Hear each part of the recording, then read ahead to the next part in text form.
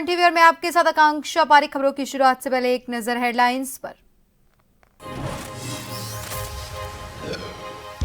दिल्ली विधानसभा चुनाव की तारीख का ऐलान 5 फरवरी को। वोटिंग 8 को नतीजे होंगे घोषित। पटपड़गंज सीट है अहम। बीजेपी के रविंद्र नेगी है उम्मीदवार। 20% से ज्यादा उत्तराखंड के वोटर।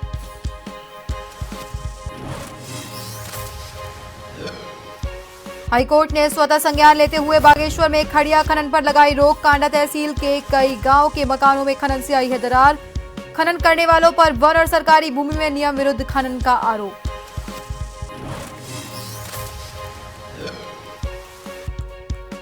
प्रदेश के जंगलों में बड़ी आग की घटनाओं को रोकने के लिए वन विभाग की खास तैयारी। खरीदे जा रहे ड्रोन। जंगल में आग का पता लगाने में मिलेगी मदद।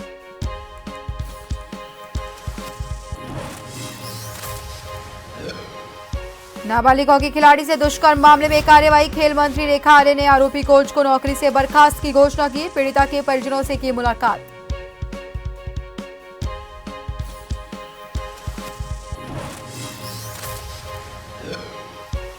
और यूपी उत्तराखंड की महिला विधायकों का सम्मेलन। यूपी में 2 दिवसीय कार्यक्रम में सदन की कार्यवाही सहभागिता बढ़ाने पर होगा मंथन। सांसद भी लेंगी भाग।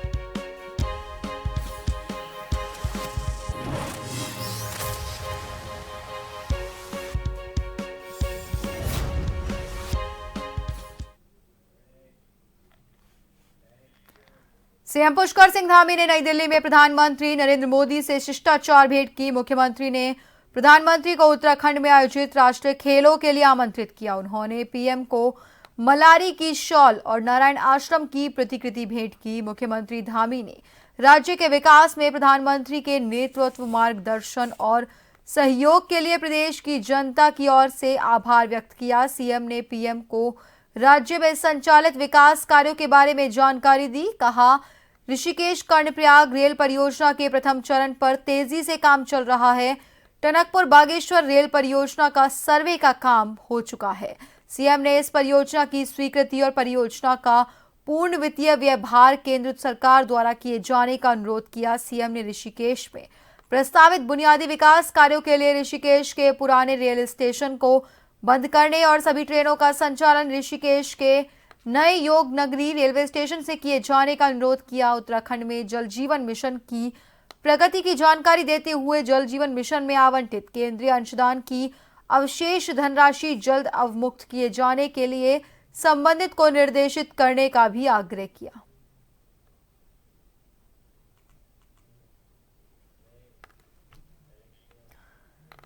निकाय चुनाव को लेकर कांग्रेस ने स्टार प्रचारकों की सूची जारी की। कांग्रेस के 40 बड़े नेताओं को जिम्मेदारी दी गई है। कांग्रेस प्रदेश अध्यक्ष करण माहरा, नेता प्रतिपक्ष यशपाल आर्य पार्टी का प्रचार करेंगे।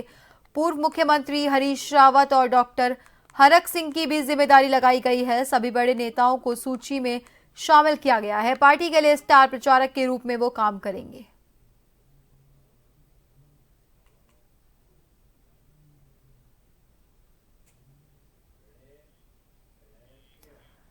यूपी में आज और कल को बिठूर में यूपी उत्तराखंड की महिला विधायकों का प्रतिनिधित्व। सदन की कार्यवाही में सहभागिता बढ़ाने और संसदीय लोकतंत्र को मजबूत करने में महिला सदस्यों की भूमिका पर मंथन होगा।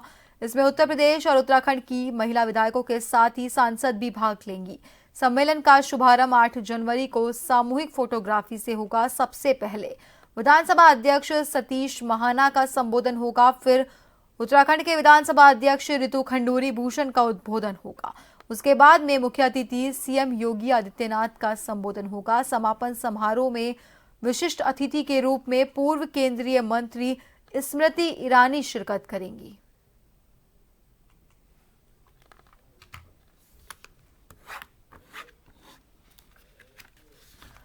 उत्तरकाशी के वरुणा घाटी के ग्राम सभा भराण गांव में उच्च माध्यमिक विद्यालय का पूर्ण विधि विधान से भूमि पूजन किया। इस मौके पर समस्त क्षेत्रवासियों को विद्यालय निर्माण के लिए बधाई और शुभकामनाएं प्रेषित की गई। साथ ही गांव के 33 लोगों द्वारा विद्यालय के लिए निःशुल्क भूमि दान करने वाली दानी दाताओं को फूल माला पहनाकर सम्मानित किया। क्षेत्रवासियों और वरुणा घाटी संघर्ष समिति के सम्मानित पदाधिकारियों द्वारा लंबे समय से विद्यालय निर्माण की मांग की जा रही थी। पूर्व में समिति के शिष्टमंडल ने मेरे से मुलाकात कर क्षेत्र की पीड़ा से अवगत कराया, जिस पर मैंने माननीय शिक्षा मंत्री डॉक्टर धन सिंह रावत से आग्रह किया, जिसमें मंत्री ने तत्काल अपनी स्वीकृति दिलाकर क्षेत्रवासियों को महत्वपूर्ण सौगात दी। दिन है जो हमारे यहाँ स्कूल का ये उद्घाटन हुआ और विधायक जी को मैं बहुत बहुत धन्यवाद देना चाहूँगी कि हमारे यहाँ टावर की दिक्कत थी, उन्होंने हमारे लिए टावर की व्यवस्था भी की और स्कूल का क्योंकि आगे मतलब विकास के उस पे तौर पे हमारे ये क्या वरुणा घाटी के वो दे रहे हैं कि मतलब विकास का सौभाग्य का दिन है हमारे क्षेत्र के लिए और घाटी के लिए। हमारे जो गंगोत्री विधानसभा के वर्तमान विधायक जी हैं, उन्होंने इस घाटी के लिए बहुत कुछ किया है। आज स्कूल का शिलान्यास था और जिस प्रकार से इस घाटी में 3 टावर लगे हैं, रोड 1700 मीटर की रोड हमारी कटी है। उसके बाद समेश्वर ऊपरी कोट में जो परिसर का सौंदर्यकरण होना है, तो मतलब कहने का मतलब है विकास की गंगा को अगर बहाया है तो सिर्फ सुरेश चौहान। चुनाव और पंचायत चुनाव कराने के लिए साल 2024 की आरक्षण नियमावली को चुनौती देने वाली अलग अलग याचिकाओं पर सुनवाई की जा रही है। तो वही याचिकाकर्ताओं का कहना है राज्य सरकार के नियमों को ताक पर रखकर आरक्षण की अधिसूचना जारी है। अधिसूचना जिस दिन जारी की गई उसी दिन शाम को चुनाव प्रोग्राम भी घोषित कर दिया गया और याचिकाकर्ताओं का कहना है कि आपत्ति जाहिर करने का मौका तक नहीं दिया गया। नियमों के तहत आरक्षण घोषित करने के बाद आपत्ति जाहिर करने का प्रावधान है। न्यायमूर्ति राकेश थपलियाल की एकल पीठ के समक्ष मामले की सुनवाई हुई। कोर्ट में राज्य की ओर से कहा गया कि नियमों के तहत ही निकायों के आरक्षण तय किए गए हैं, इसमें चुनाव याचिका के रूप में चुनौती दी जानी चाहिए, अन्य याचिकाओं में नहीं। इसीलिए याचिका खारिज होने योग्य है। इसका विरोध करते हुए याचिकाकर्ताओं की ओर से कहा गया कि अभी चुनाव नहीं हुए हैं। उन्होंने आरक्षण की अधिसूचना को चुनौती दी है, न कि किसी जीते हुए उम्मीदवार को मिले वोट और अन्य आधार पर। मामला ये है कि हाईकोर्ट में कई याचिका दायर कर कहा गया कि राज्य सरकार की ओर से निकायों के अध्यक्ष पदों के लिए जो आरक्षण प्रक्रिया अपनाई गई है वो संवैधानिक और कानूनी प्रावधानों के विपरीत है। राज्य सरकार ने आरक्षण जनसंख्या और रोटेशन के आधार पर सुनिश्चित नहीं किया है। सभी नगर पालिकाओं को आधार बनाकर आरक्षण तय किया जाना चाहिए था और इसीलिए निकायों का फिर से आरक्षण तय हो। हाईकोर्ट ने पूरे बागेश्वर में खड़िया के खनन पर रोक लगा दी है। बागेश्वर की तहसील कांडा के कई गांव में खड़िया खनन से आई दरारों के मामले को स्वतः संज्ञान लेने वाली जनहित याचिका पर सुनवाई हुई। मुख्य न्यायाधीश नरेंद्र और वरिष्ठ न्यायमूर्ति मनोज कुमार तिवारी की खंडपीठ ने कोर्ट कमिश्नर की रिपोर्ट का आकलन करते हुए 9 जनवरी को निदेशक खनन और सचिव औद्योगिक को कोर्ट में व्यक्तिगत रूप से पेश होकर स्थिति से अवगत कराने के आदेश दिए हैं। कोर्ट कमिश्नर की रिपोर्ट के मुताबिक खड़िया खनन करने वालों ने वन भूमि के साथ सरकारी भूमि में भी नियम विरुद्ध खनन किया है। पहाड़े दरकने लगे हैं, कभी भी बड़ा हादसा हो सकता है। रिपोर्ट में शामिल कई फोटोग्राफ और वीडियो भी कोर्ट में पेश किए गए। पिछले तारीख को कोर्ट ने गांव वालों की समस्या जानने के लिए 2 न्याय मित्र नियुक्त करते हुए उनसे रिपोर्ट मांगी थी। कोर्ट ने डीएफओ बागेश्वर स्टेट लेवल की पर्यावरण सुरक्षा अथॉरिटी जिला खनन अधिकारी को पक्षकार बनाते हुए जवाब पेश करने के लिए भी कहा था।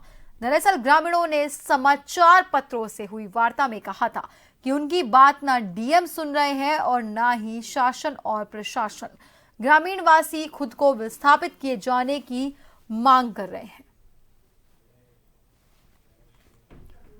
उत्तराखंड में जंगल की आग से बचने के लिए पौड़ी गढ़वाल के वन विभाग ने ड्रोन्स खरीदना शुरू कर दिया है। ये ड्रोन गर्मियों के मौसम में प्रदेश के बड़े हिस्से में जंगल की आग का पता लगाने में मदद करेंगे। उत्तराखंड में जंगल की आग से बचने के लिए पौड़ी गढ़वाल जिले के वन विभाग ने ड्रोन खरीदना शुरू कर दिया है। ये ड्रोन गर्मियों के मौसम में प्रदेश के बड़े हिस्से में जंगल की आग का पता लगाने में मदद करेंगे, ताकि आग से पेड़ों और पौधों को होने वाले नुकसान से बचा जा सके। फॉरेस्ट फायर जो है एक डिक्लेयर्ड डिजास्टर है और डिजास्टर में अर्ली डिटेक्शन का बहुत महत्व होता है। तो इसी अर्ली डिटेक्शन को ध्यान में रखते हुए डिस्ट्रिक्ट डिजास्टर द्वारा कुछ ड्रोन्स का प्रोक्योरमेंट किया जा रहा है, जिसके तहत जो है फॉरेस्ट फायर का सबसे अर्ली हम लोग डिटेक्शन कर पाएंगे, ताकि जो है रिस्पॉन्स भी हमारा स्विफ्ट हो। सरकारी आंकड़ों के मुताबिक उत्तराखंड में गर्मी के मौसम में सबसे ज्यादा जंगल में आग लगने की घटनाएं हुई हैं। आंकड़े बताते हैं कि इन घटनाओं में 4 गुना वृद्धि देखी गई है। हाल ही में जारी इंडिया स्टेट फॉरेस्ट रिपोर्ट 2023 से पता चला है कि नवंबर 2022 और जून 2023 के बीच उत्तराखंड में 5300 से ज्यादा जंगल में आग लगने की घटनाएं दर्ज की गईं। इस आंकड़े के साथ उत्तराखंड 13वें स्थान पर पहुंच गया। हालांकि नवंबर 2023 से जून 2024 तक ये आंकड़ा बढ़कर 21,000 से ज्यादा हो गया। यही वजह है कि आज उत्तराखंड की गिनती देश के ऐसे राज्य के तौर पर होती है जहां जंगल में आग की घटनाएं सबसे ज्यादा हैं।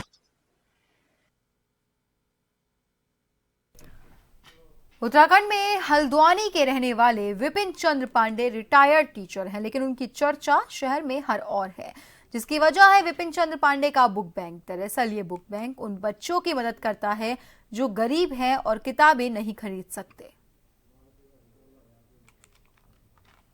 उत्तराखंड में हल्द्वानी के रहने वाले विपिन चंद्र पांडे रिटायर्ड टीचर हैं, लेकिन उनकी चर्चा शहर में हर ओर है। उसकी वजह है विपिन चंद्र पांडे का बुक बैंक। दरअसल ये बुक बैंक उन बच्चों की मदद करता है जो गरीब हैं और किताबें नहीं खरीद सकते। विपिन चंद्र पांडे ने इस बुक बैंक का नाम अपने दिवंगत पिता के नाम पर रखा है। यहाँ पर 9वीं से 12वीं कक्षा तक की किताबें उपलब्ध रहती हैं। रिटायर्ड टीचर विपिन पहले भी स्कूल में इस तरह का बुक बैंक चला चुके हैं। जब मैं विद्यालय में था HN इंटर कॉलेज में, तो कुछ बच्चे रोज क्लास के बाहर खड़े रहते थे। तो एक दिन मैंने उनको डांटा, भाई तुम रोज बाहर क्यों खड़े रहते हो? तो एक ने कहा जी हम किताब नहीं लाए। तो मैंने कहा क्यों नहीं लाए? तो उसने कहा जी पापा जी कह रहे थे जब दिहाड़ी मिलेगी तब किताब लेंगे। तो मैंने कहा पिताजी तुम्हारे क्या करते हैं? जी लेबरी करते हैं। तो मेरे मन में बड़ी एक गिलानी सी हुई, यार मैंने इनको खाली डांट दिया, बेचारे गरीबी के कारण किताबें नहीं खरीद पा रहे हैं। तो मैंने मन में सोचा और मैंने विद्यालय में एक बुक बैंक स्थापित किया, स्टूडेंट बुक बैंक। हल्द्वानी के शिक्षाविद विपिन चंद्र पांडे के काम की जमकर तारीफ करते हुए उसे प्रेरणादायक बताते हैं। उनका मानना है कि इस तरह की पहल गरीब और वंचित परिवारों के बच्चों के लिए बड़ी मददगार साबित हो सकती है। सर बहुत बड़े लेवल पे यहाँ पर एजुकेशनिस्ट हैं, उन्होंने उनको राष्ट्रपति पुरस्कार मिल चुका है।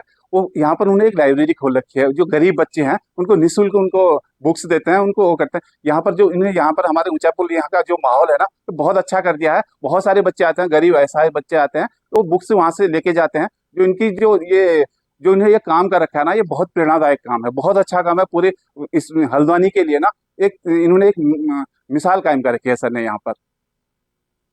इस बुक बैंक से हर साल सैकड़ों बच्चे अपने सिलेबस से जुड़ी किताबें उधार लेते हैं और अपनी अपनी कक्षाएं पास करने के बाद उन्हें बुक बैंक को लौटा देते हैं। फिर बुक बैंक उन्हें अगली कक्षा के लिए किताबें मुहैया कराता है। स्कूल के सिलेबस से जुड़ी किताबों के अलावा बुक बैंक बैंकिंग सेवाओं, डिफेंस और सिविल सेवा एग्जाम समेत अलग अलग प्रतियोगी परीक्षाओं के लिए किताबें भी मुहैया कराता है। उत्तराखंड की कैबिनेट मंत्री रेखा आर्या रोशनाबाद स्थित स्पोर्ट्स स्टेडियम पहुंची और कोच द्वारा नाबालिग हॉकी खिलाड़ी के साथ दुष्कर्म की घटना का संज्ञान लिया। मंत्री ने आरोपी कोच की नौकरी समाप्त करने की घोषणा की और कड़ी कार्रवाई के निर्देश दिए। तो वहीं महिला आयोग ने भी मामले का संज्ञान लेते हुए पुलिस को तुरंत और सख्त कार्रवाई करने के निर्देश दिए हैं। आपको बता दें कि इस गंभीर मामले को लेकर खेल मंत्री रेखा आर्या ने खुद हरिद्वार पहुंचकर पीड़िता और उसके परिजनों से मुलाकात की और उन्हें हर संभव मदद का भरोसा दिया। मंत्री ने साई को पत्र लिखकर आरोपी कोच के सभी कोचिंग सर्टिफिकेट रद्द करने की अनुशंसा की है। साथ ही आरोपी के खिलाफ सार्वजनिक नोटिफिकेशन जारी करने की बात की ताकि भविष्य में उसे कहीं भी कोच के रूप में काम ना मिल सके।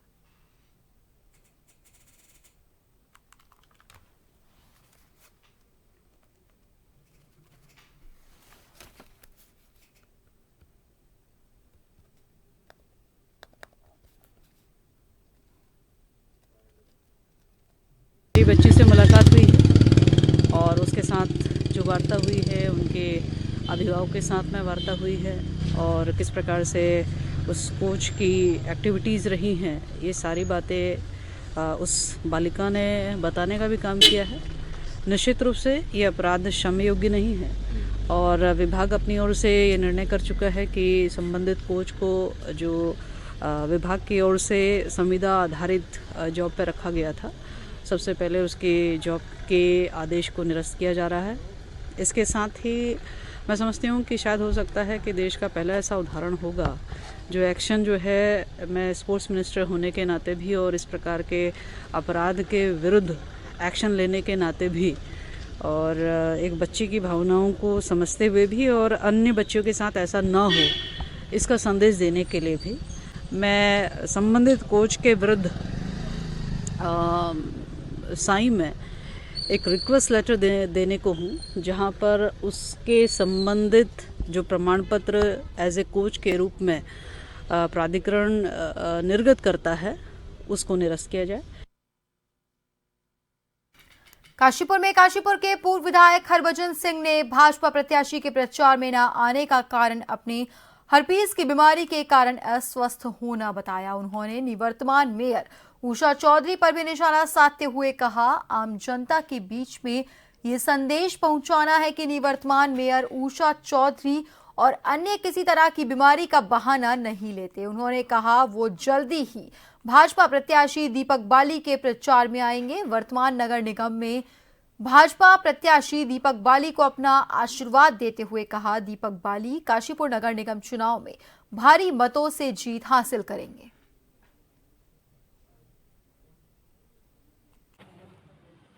प्रेस का विषय यही है कि मेरे काशीपुर में, मेरी पूरी विधानसभा क्षेत्र में एक संदेश जाना चाहिए कि चीमा जी कभी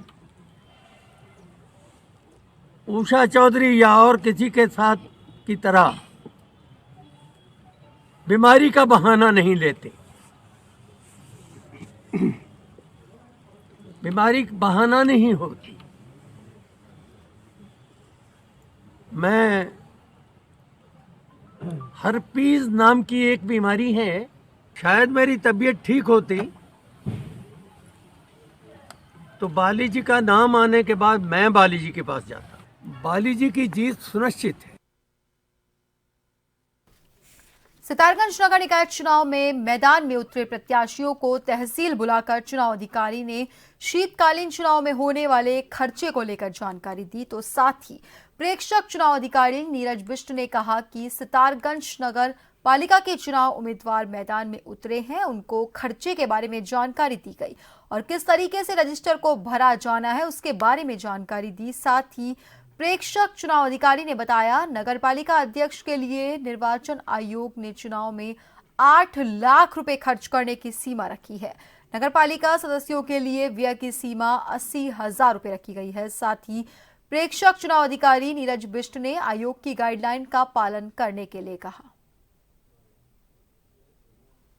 आज जो निर्वाचन आयोग से हमें जो दिशा निर्देश प्राप्त हुए हैं, उस संबंध में नगर पालिका परिषद सितारगंज और नगर पंचायत शक्तिगढ़ के जितने भी अध्यक्ष और सदस्य नाम के जो उम्मीदवार हैं, उनकी हमने एक आज बैठक इसलिए रखी गई है, जो भी चुनाव अवधि में जो भी खर्च करते हैं उसकी सीमा क्या है और कैसे आपको उस रजिस्टर को मेंटेन करना है और वैसे संबंधित जो भी प्रावधान है उसके संबंध में हम दिशा निर्देश जारी कर रहे हैं और जो भी उम्मीदवारों की जो भी प्रश्न है उनको हम उनका समाधान करने का यहाँ पर कोशिश करेंगे। दून पुलिस द्वारा लगातार नशा तस्करों पर प्रभावी कार्रवाई की जा रही है। सेराकुई पुलिस द्वारा चेकिंग के दौरान एक अभियुक्त को अवैध मादक पदार्थों के साथ गिरफ्तार किया गया, जिसकी तलाशी में अभियुक्त के पास से कुल 506 ग्राम अवैध चरस बरामद हुई। रामपुर सहसपुर का रहने वाला युवक गाड़ी चलाने का काम करता है। सहारनपुर के मिर्जापुर से चरस को कम दामों पर लाकर देहरादून में औद्योगिक क्षेत्र और शैक्षिक संस्थानों के पास में आकर मजदूर और पढ़ने वाले विद्यार्थियों को ऊंचे दामों पर बेच देता है, जिससे उसे अच्छा मुनाफा मिल जाता है। अभियुक्त के विरुद्ध थाना सेलाकुई पर एनडीपीएस एक्ट के अंतर्गत अभियोग पंजीकृत किया गया है।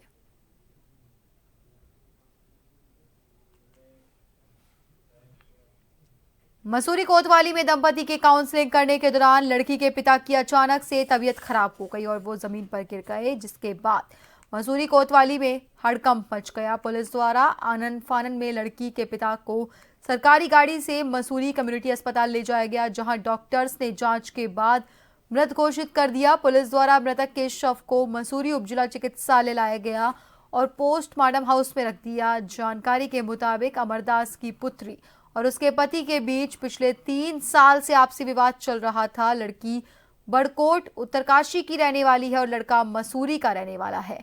काउंसलिंग के दौरान लड़की के पिता अमरदास की अचानक से तबीयत खराब हो गई और वो कुर्सी से नीचे गिर गए और उनके मुंह से खून आने लगा। डॉक्टर्स ने जांच के बाद मृत घोषित कर दिया। सितारगंज में एनएच 125 पर मोटरसाइकिल सवार ग्राम गोठा निवासी अविनाश को अज्ञात वाहन ने अपनी चपेट में ले लिया। आसपास के लोगों ने युवक को सामुदायिक स्वास्थ्य केंद्र सितारगंज पहुंचाया, जहां डॉक्टर्स ने युवक को मृत घोषित कर दिया। साथ ही सूचना पर पहुंची सितारगंज पुलिस ने मृतक के शव को अपने कब्जे में ले लिया। पुलिस मामले की जांच में जुटी है। जानकारी के मुताबिक युवक सितारगंज की ओर से नानक मत्ता की ओर जा रहा था। चीका घाट कैलाश नदी के पुल के पास सामने से आ रहे वाहन ने अपने चपेट में लिया, जिससे युवक की मौत हो गई। एक बॉडी है उनके भाई द्वारा लेके आए थे सितारगंज का, जिसकी उम्र 17 साल थी और उसका नाम अविनाश और पिताजी का नाम धर्मेंद्र सैनी था। हेड इंजरी होगी, एक्सीडेंटल सामने टक्कर हो तो हेड इंजरी होगा। ऑन द स्पॉट उसकी डेथ हुई। और फिलहाल के लिए बुलेटिन में इतना ही। बने रहिए जन टीवी के साथ। नमस्कार।